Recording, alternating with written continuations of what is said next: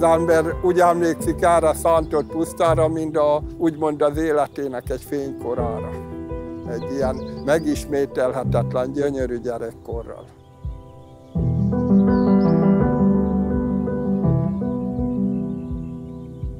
Én azt mondom, nagyon jó sorunk volt, és megélt mindenki, ha beosztott a kis pénzét.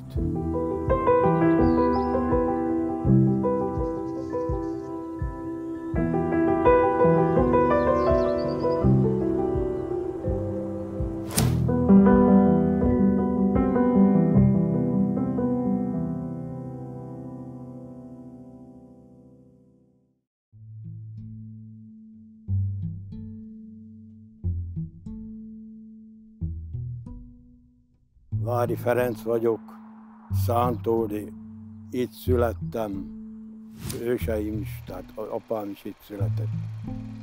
Jószág kormányzó az volt a szántódnak a vezetője, akkor volt egy gazda, az a gazda, a jószág kormányzóval beszélte meg minden, mit kell csinálni, és úgy ment ki az emberek, és ugye kiadta a parancsot, hogy az istálókban, meg minden mit kellett megcsinálni.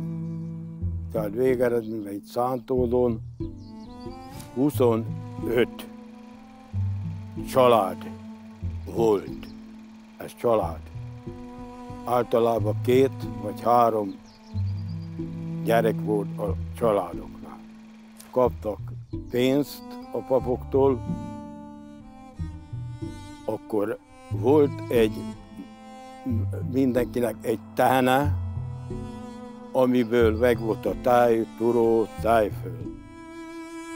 Tarthattak anyadisznót szaporodtával, baromfit, lisztet kaptak, 3 fajta lisztet, tehát lisztként kapták meg a fejlogot. Ugyanakkor kaptak méterfát, kaptak ágfát, és ebből éltek ezek az emberek.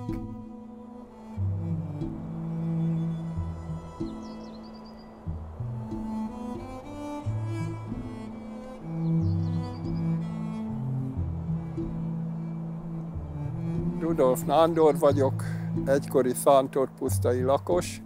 Én már a háború után a békeidőkben születtem 1962-ben. Akkoriban már nagyon szép volt itt az élet, békességben éltek itt az emberek, nekünk gyerekeknek maga volt a földi paradicsom. Azért a későbbiekben, ami még nagyon fontos, minden szántódpusztainak azért saját háza lett.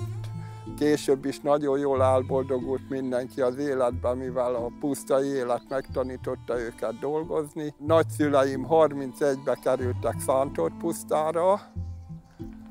A háborút valahogy megúszta a papa is, apu meg gyerekkorba itt élte meg. Az egy hatalmas előny volt, hogy mindenki helyben dolgozott, nem kellett járni semmi, hát a nagyszüleim is gyakorlatilag, hát itt laktunk, oda járt át a nagyapám dolgozni, hát gyakorlatilag a munkája 50 méterre volt a lakástól, és az a légkör, az a megismételhetetlen, az a nyugalom, béke, nagyon jó volt, nem tud az ember rosszat mondani.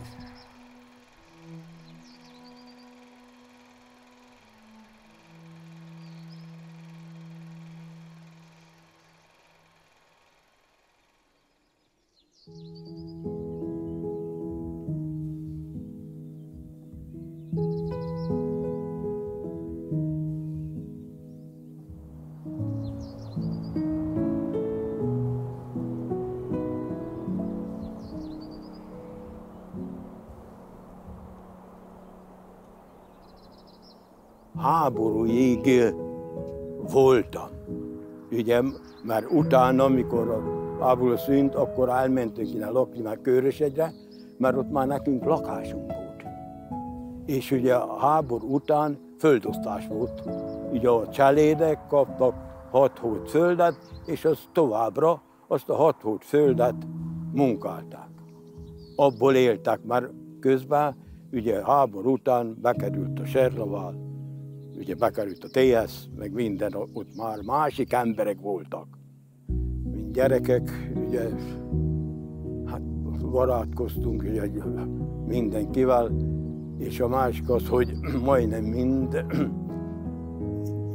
itt születtek, ugye a gyerekek, ugye Zamádiból jött a Vábasszom, mit tudom én, és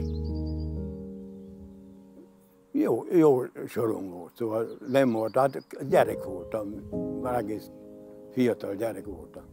Itt kötelező volt az, hogy például vasárnap templomba kellett menni, nem csak a gyereknek, magának a dolgozónak, tehát a cselédnek is, mert azt megkövetelték. Én azt mondom, nagyon jó sorunk volt, és megélt mindenki, ha beosztott a kis pénzét. Az asszonyok ugye kapáltak, a férfiak a gazdaságban dolgoztak, az asszonyoknak mostak, sütöttek, vasaltak. Ja, ugye nagy kirándulások nem voltak, mint a mostani fiataloknak, mert hát hova mentünk volna, szerintem tájékozatlanok is voltunk, szóval nem lehetőség sem volt talán.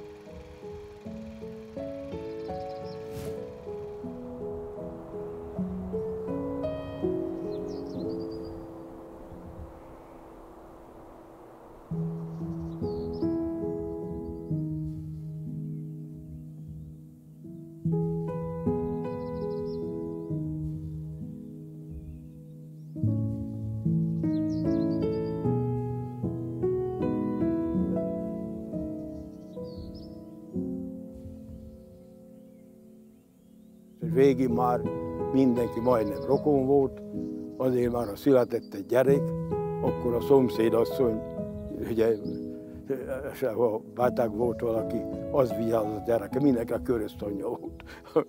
Jó volt, mert mindenünk megvolt, tehát nem koplatunk, nem voltunk hiányba, de a mostani élet az teljesen más.